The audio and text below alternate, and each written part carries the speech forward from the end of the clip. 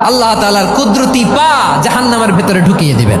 জাহান্নামের সবচাইতে হালকা আযাব হলো ওই ব্যক্তির আযাব যার পায়ে দুটো জাহান্নামের আগুনের জুতা পুড়িয়ে দেয়া হবে। ওই আগুনের উত্তাপে তার মাথার মগজগুলো ভাতের মারের মতো টপ টপ টপ টপ করে বেয়ে বেয়ে পড়বে। এইটা যদি সবচেয়ে লাইট পানিশমেন্ট হয়, সবচেয়ে হালকা পাতলা সহনীয় আযাব যদি হয়, তাহলে ভয়ঙ্কর তোমার আযাবের কি অবস্থা হবে? জাহান্নামের অবস্থা এত ভয়ঙ্কর হবে, জাহান্নামের ভেতরে লক্ষ লক্ষ কোটি কোটি কাফির মুশরিককে দেওয়ার পরেও জাহান্নাম বলবে হালমিম মাজিদ, আরো আছে নাকি, আরো দাও, আমার ক্ষুধা নিবারণ হয় নাই। জাহান্নামে তো উত্তপ্ত হবে, জ্বলন্ত হবে, ভয়ঙ্কর হবে। জাহান্নামের এক অংশ আরেক অংশকে খেয়ে ফেলবে। আল্লাহু আকবার।